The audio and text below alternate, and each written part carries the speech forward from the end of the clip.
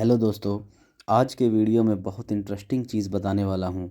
या तो अगर आप टेनेंट हैं, टेनेंट यानी कि आप किराएदार हैं, या फिर आप लैंडलॉर्ड हैं, इन बातों का पता होना आपके लिए बहुत ज़रूरी है। जो प्रॉपर्टी देता है वो लैंडलॉर्ड होता है, जो प्रॉपर्टी लेता है वो टेनेंट होता है, और टेनेंट अब प्रॉपर्टी की एवज में रेंट पे करता है। टेनेंट अगर किसी जगह पर रह रहा होता है तो उसके कुछ मुख्य राइट होते हैं। चलिए उनके बारे में जानते हैं। पहला है पीसफुल पोजेशन। इसका मतलब ये होता है कि ऐसा नहीं है कि लैंडलॉर्ड का जब भी मन करे वो उस प्रॉपर्टी पर इंस्पेक्शन करने आ जाए, या कहे अचानक से कहे कि मैं इसकी रेनोवेशन करवाना चाहता हूँ। अगर उसको आना है तो एक अप्रोप्रिएट टाइम में ही आना पड़ेगा, जिसे सुबह 8 बजे से शाम के 7 बजे तक को समझा गया है। दूसरा पॉइंट है right to have a written agreement. अब एग्रीमेंट क्या है? वो रिटन भी हो सकता है, वो ओरल भी हो सकता है, लेकिन बेस्ट क्या रहता है कि आपका एग्रीमेंट हमेशा लिखित में होना चाहिए। इससे भविष्य में कोई दिक्कत पैदा नहीं होती, कोई नई कंडीशन पैदा नहीं होती। अगर एग्रीमेंट रिटन में ना हो तो उस प्रॉपर्टी के लिए एग्री भी नहीं होना चाहिए। 11 महीनों से ज़्यादा का अगर एग्रीमेंट है तो उसे रजिस्टर्ड करवाना भी अनिवार्य होता है। तीसरा है असेंशियल सप्लाई। असेंशियल सप्लाई वो होती हैं जिनके बिना काम चलता ही नहीं है, जैसे वॉशरूम्स, पानी, बिजली, पार्किंग। ये मतलब हमें चाहिए ही चाहिए, इनके बिना काम नहीं चलेगा। मान लो किराएदार एक बार किराया देने में असफल रह रहा है, वो किराया नहीं दे पा रहा कुछ टाइम के लिए, तो ऐसा नहीं है कि प्रॉपर्टी का जो ओनर है वो उसकी ये एसेंशियल सप्लाई को काट सकता है। वो उन्हें काट नहीं सकता, क्योंकि ये ह्यूमन राइट है। ये मतलब टेनेंट यानी कि किराएदार को चाहिए ही चाहिए। चौथा पॉइंट है डेथ ऑफ टेनेंट।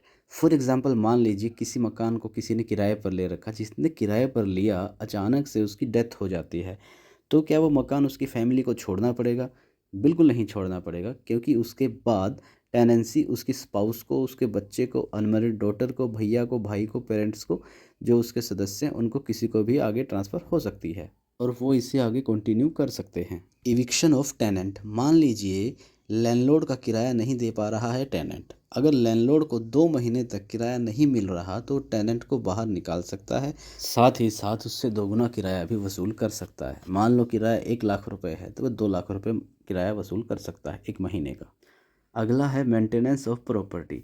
अब प्रॉपर्टी को मेंटेन करना किसकी जिम्मेदारी होगी? देखिए, ये जिम्मेदारी लैंडलॉर्ड के साथ साथ टेनेंट यानी कि दोनों की जिम्मेदारी है। जब तक दोनों की अंडरस्टैंडिंग नहीं होगी तब तक मेंटेनेंस हो भी नहीं सकता, क्योंकि जब तक टेनेंट है वह बिना लैंडलॉर्ड की परमिशन के कोई बड़ा स्ट्रक्चरल कोई ऐसा चेंजेस लैंडलॉर्ड की प्रॉपर्टी पर नहीं करवा सकता। उसी के साथ साथ लैंडलॉर्ड भी बिना टेनेंट के कंसेंट के कोई भी रिनोवेशन घर में शुरू नहीं कर सकता। अगला पॉइंट है इनहेबिटेबल कंडीशन। कोई प्रॉपर्टी ऐसी है जो रहने लायक बिल्कुल नहीं है, तो उसमें ज़्यादा से ज़्यादा डैमेज है, जर्जर हालत में है, बिल्कुल ऐसी हो रखी है कि कभी गिरी समझो। ऐसी प्रॉपर्टी पर टेनेंट को रहने के लिए फोर्स नहीं कर सकता। टेनेंट अगर चाहे तो 15 दिन का नोटिस देकर लैंडलॉर्ड से वो प्रॉपर्टी वैकेंट कर सकता है। Damage of property after. देखिए, प्रॉपर्टी की कोई अगर डैमेज हो जाती है तो उसकी ज़िम्मेदारी किसकी होगी? एक तो छोटे मोटे डैमेज होते हैं, जैसे कुछ थोड़ा बहुत पेंट उखड़ गया, छोटा मोटा कुछ इस तरह की बात हो गई, ये तो माइनर से चीज़ें हैं। दूसरा है कोई स्ट्रक्चरल चेंज है बड़ा, यानी कि कमरा इधर से तोड़ के उधर बना दिया। अगर ऐसा कुछ हो, छोटे मोटे चेंजेज होते हैं, तो वो लैंडलॉर्ड अपने लेवल पे करवा लेता है। लेकिन अगर कोई बड़ा स्ट्रक्चरल चेंज कर दिया, कमरा यहाँ से तोड़ के वहाँ एक बाथरूम और निकाल दिया, इस तरह के जो हैं उसकी जिम्मेदारी टेनेंट की ही बनती है। अगला पॉइंट है यूनिलेटरल इंक्रीमेंट ऑफ रेंट। ऐसा नहीं है कि आप कोई प्रॉपर्टी पर रह रहे हैं और लैंडलॉर्ड आके कहेगा कि भैया 4-5 महीने हो गए, अब मेरा किराया डबल कर दीजिए। बिना किसी वैलिडेशन के आपसे वो ऐसा नहीं करवा सकता, ना ही आपसे वो प्रॉपर्टी खाली करवा सकता है। उसे खाली करवाने के लिए 1 महीने का नोटिस देना होगा और प्रॉपर रीज़न बताना होगा कि किस कारण से वो प्रॉपर्टी खाली की जाए। अगला और आखिरी पॉइंट है सिक्योरिटी डिपॉजिट। सिक्योरिटी डिपॉजिट वो मनी होती है जो आप लैंडलॉर्ड के पास जमा करवाते हैं। अगर मान लो प्रॉपर्टी में कुछ डैमेजेस हो जाते हैं, उनका भुगतान उस सिक्योरिटी के पैसे से किया जा सकता है, ताकि जिस समय आप प्रॉपर्टी छोड़ के जाओगे, कुछ बिजली का बिल, कुछ पानी का बिल, कुछ इस तरह की चीज़ें अगर बचेंगी तो वो उसमें से डिडक्ट हो सकती हैं। वीडियो पसंद आई है तो आप हमारे चैनल को लाइक कर दीजिए। आप हमें लाइक करेंगे तो हमें हौसला मिलेगा, ताकि हम और वीडियो आपके लिए बना सकें। इसी तरह की लीगल जानकारियाँ अगर आप चाहते हैं तो आप हमारे चैनल को सब्सक्राइब कर लीजिए। धन्यवाद। आपके साथ की ज़रूरत है।